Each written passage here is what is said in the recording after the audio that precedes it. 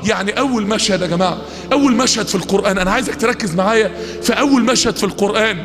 وربنا بيقول للنبي مشهد عجيب: اقرأ باسم ربك الذي خلق، خلق الانسان من علق. العلقة دي حتة نقطة دم، حتة نقطة دم ما فيهاش اي ملمح من ملامحك، ولا فيها اي خلية متميزة لاي شيء اصلا. 10,000 خلية بسيطة كده جنب بعض بيكونوا نقطة دم ماسكة في الرحم بحتة شعرة كده، بفتلة كده رفيعة هتبقى بعد كده الحبل السري. حتة نقطة دم واقفة كده ولا فيها اي تميز لاي شيء. فربنا بيقول لك خلق الانسان من ايه؟ من علق. اقرأ وربك الايه؟ الأكرم. ايه علاقة اسم الله الأكرم بالعلق يا اخوانا؟ العلقة دي في خلال 9 شهور هيبقى عندها كمية أعضاء العضو الواحد مليارات الدنيا ما تجيبوش. مين فينا يبيع كلته ب1 مليار جنيه؟ مين فينا يبيع كبده ب1 مليار جنيه؟ انت جواك 120,000 صفة في خلقك في 9 شهور. ربنا بيقول لك خد خد خد. عارف يعني 120,000 صفة؟ يعني انت كل يوم كنت بتاخد 500 صفة من صفات الخلق بتاعتك في الرحم.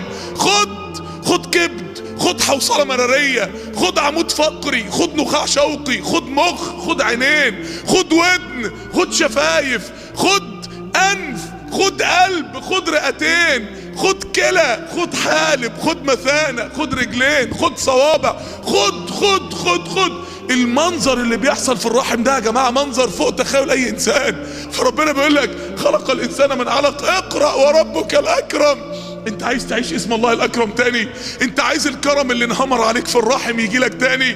ادخل الرحم التاني. ايه هو الرحم التاني؟ الحياة مع القرآن. مش النبي قال ان لو جلس قوم في بيت الله يتدارسون كتاب الله ويتلون غشيتهم الرحمة. يعني غشيتهم الرحمة نفس المنظر بتاع الرحم وهو لافف حوالين الجنين من كل ناحية. يعني القرآن ده بيديك فرصة تانية انك تعيش في اكرام ربنا وتنهمر عليك العطاءات زي ما انهمرت عليك وانت جنين.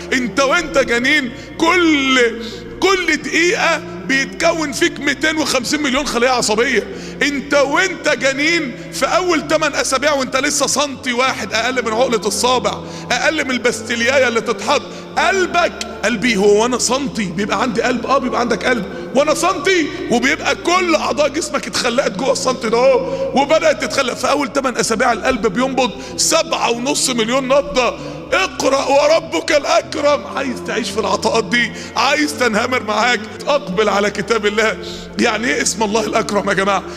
المعنى ده اخطر معنى مأثر في قلبي في النفس كله. السهل انه يديك. اصل الناس الوقت ترفع ايدها يا رب، ربنا ما يستجيبش ليه؟ بيبتلينا عشان يختبر حسن ظننا فيه. طب حلو جدا، ده ابتلاك مثلا في الدعاء ده والدعاء التاني بيبتلينا برضه.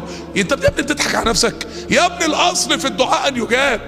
الابتلاء يحدث في بعض الادعية، انما ما تضحكش على نفسك. ربنا سهل انه يدي، ربنا يفرح انه يدي، ربنا بيعطي بمجرد التعرض والثناء، مجرد العبادة ربنا بيخبرك بالعطاءات.